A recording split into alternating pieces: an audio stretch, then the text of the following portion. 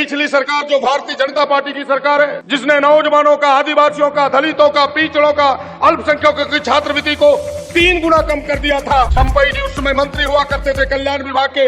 हम सब विधानसभा में से आग्रह किया और तनिक भी देरी नहीं की, माननीय चंपई सोरेन जी ने उस राशि को 3 गुना किया ताकि गरीबों की भी बच्चे पढ़ सके। किन योजनाओं का नाम गिनाऊं?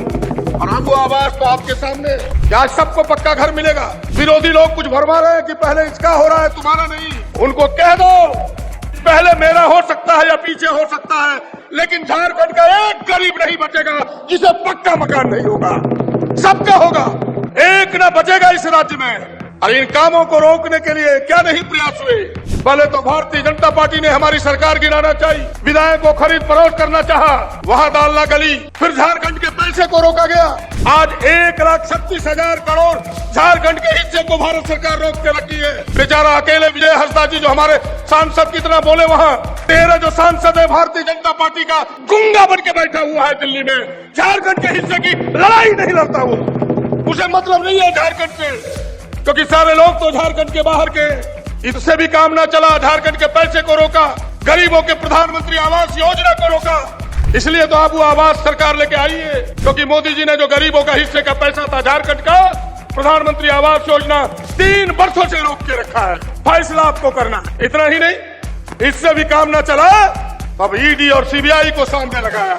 आज जो हमारे नेता आदरणीय हेमंत जी है, जो देश में सबसे नौजवान और सबसे बेहतर मुख्यमंत्री गरीबों के लिए, आदिवासियों के लिए, दलितों के लिए, पिछड़ों के लिए काम करने वाला था, नौजवानों के लिए काम करने वाला था, जबरदस्ती उसने जेल में बंद करके रखा है। मैं आपसे सवाल करने के लिए खड़ा हुआ हूँ और कहने के लिए खड़ा हुआ हूँ कि झारखंड न तो झुका है न तो झुकेगा।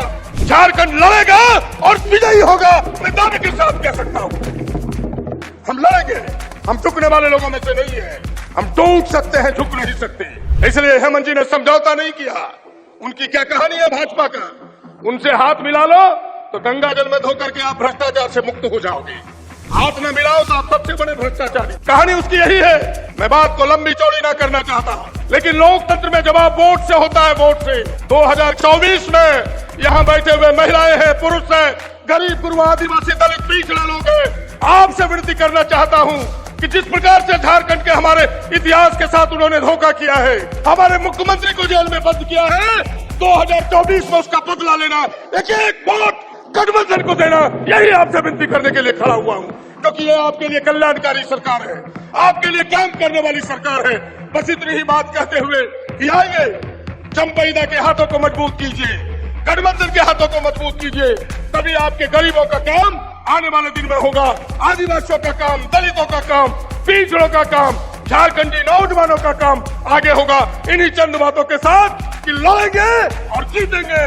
धन्यवाद। जोहार।